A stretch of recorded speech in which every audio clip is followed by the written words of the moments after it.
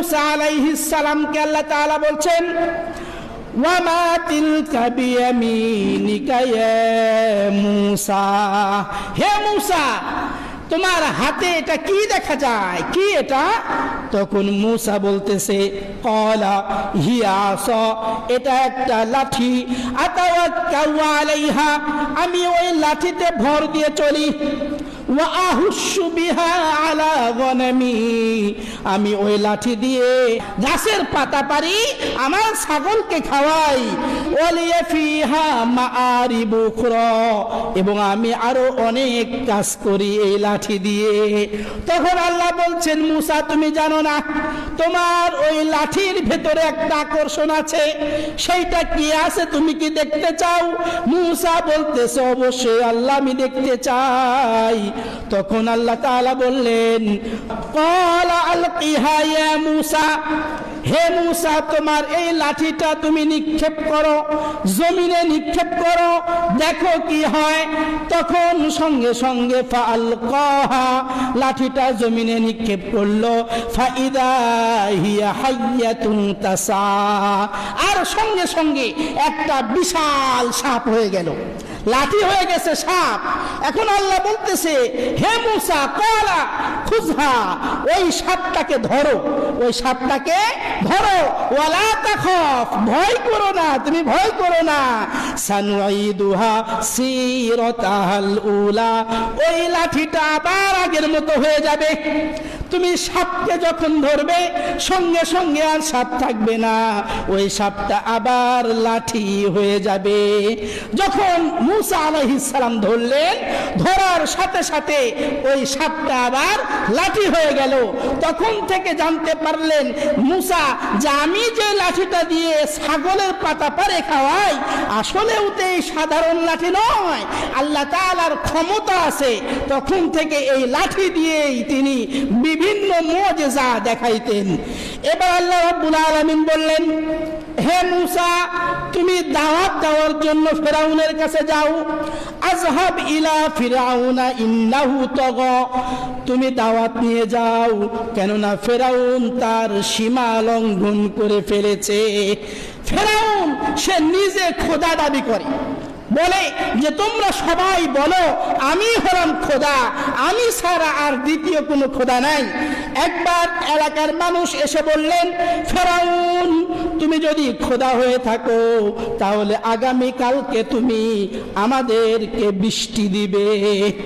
এবার খোদা পড়ে গেছে বিপদে, যে কি ব্যাপার, বৃষ্টি চাইলো আমার কাছে, কি করা যায়। রাতের অন্ধকারে ফিরআউন আল্লাহর কাছে দোয়া করে আর কান্নাকাটি করে, আল্লাহকে বলছে আল্লাহ তুমি আমাকে এই ক্ষমতাটা দিয়ে দাও, আমি তো আমার এলাকার মানুষদেরকে বলেছি যে আমি হলাম খোদা, কিন্তু আমি জানি তুমি হলে আসল খোদা। রাতের অন্ধকারে আল্লাহর কাছে চায় আর দিনের বেলায় বলে যে আমি হলাম খোদা। চিন্তা করেন, মানে আল্লাহকে ফিরআউন বলে যে আল্লাহ আমার মৃত্যুর পরে কি হবে হোক ওটা আমার দেখার দরকার নাই, তবে যতদিন বেঁচে থাকবো আমি একটা পাওয়ার নিয়ে বেঁচে থাকবো। আর বলে আল্লাহ আগামীকালকে তুমি বৃষ্টি দিবে। আল্লাহ বলছে ঠিক আছে যা, তোর দোয়া কবুল করলাম। ফিরআউনের কথা শুনে আল্লাহ যখন বৃষ্টি দেয় আর সবাই মনে করে তাই তো এটাই তো আমাদের খোদা, আর এটা ছাড়া কোনো খোদা নাই।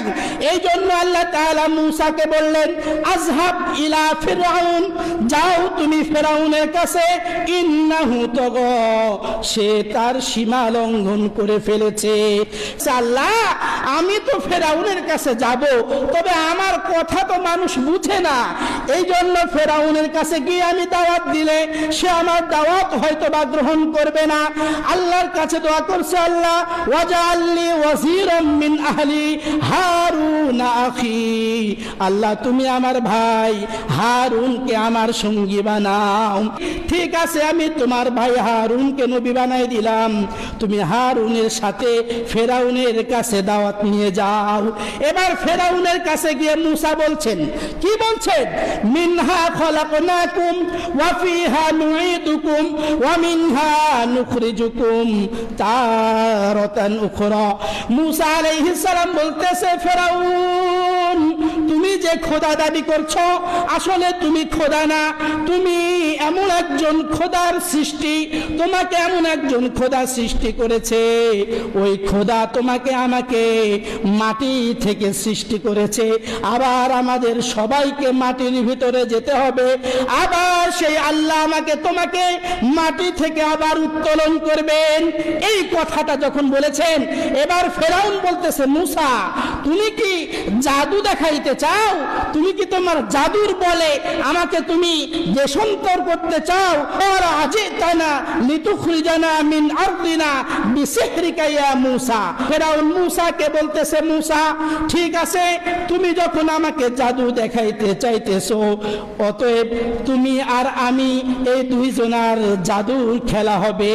সমস্ত জাদুকর বলতেছে, ক্বালু ইয়া মুসা ইম্মা আন তুলকিয়া ওয়া ইম্মা আন তাকুওয়ালা মান আলকা।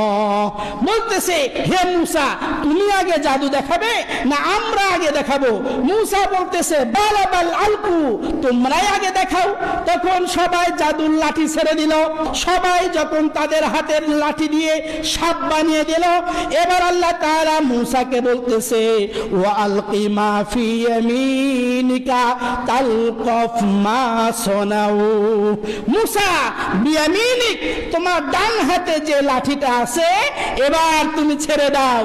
যখন ছেড়ে দিল, ছেড়ে দেওয়ার সাথে সাথে তালকাফ মা সনাউ, মুসা আলাইহিস সালামের সাপটা সমস্ত সাপকে একসাথে গিলে খেয়ে নিয়েছে। এইটা যখন দেখলো জাদুকর সবাই আশ্চর্য হয়ে গেছে, সবাই ফাউলকিয়াস সাহারাতু সুজ্জাদা ক্বালু আমান্না বিরব্বি হারুন ওয়া মুসা। জাদুকর সবাই বলতেছে, মুসা কখনো জাদুকর হতে পারে না। আমান্না বিরব্বি হারুন ওয়া মুসা, আমরা হারুন আর মুসার রবের প্রতি ঈমান আনলাম। আর এইটা যখন ফেরাউন দেখলো, দেখার সাথে সাথে মাথা খারাপ, বলতেছে, কি ব্যাপার, তোদেরকে আমি ডেকে আনলাম মুসার বিরুদ্ধে লড়াই করবি, আর তোরা মুসার দলেই শামিল হয়ে গেলি। এবার ফেরাউন বলতেছে, ফালা উকত্তি আইদিয়াকুম ওয়া আরজুলাকুম মিন খিলাফিন ওয়ালা উসাল্লিবান্নাকুম ফি জুজুইন নাখলি। ফেরাউন বলতেছে, তোমাদেরকে তোমাদের হাত আর পা বিপরীত মুখে আমি কেটে ফেলবো। ফালা উকত্তি আন্না আইদিয়াকুম ওয়া আরজুলাকুম মিন খিলাফ, আলাদা আলাদা করে, কারো ডান হাত কাটবো, বাম পা কাটবো, কারো বাম হাত কাটবো, ডান পা কাটবো। আর শুধু তাই করব না, ওয়ালা উসাল্লিবান্নাকুম ফি জুজুইন নাখলি, খেজুর গাছের সাথে বেঁধে রেখে তীর নিক্ষেপ করে তোমাদেরকে শুলিতে চড়ানো হবে, মেরে ফেলা হবে। এইভাবে যখন জাদুঘরদেরকে ভয় দেখানো শুরু হলো, তখন জাদুকর সবাই বলতেছে, ইন্নামা তাকদি হাদিহিল হায়াতিদ দুনিয়া।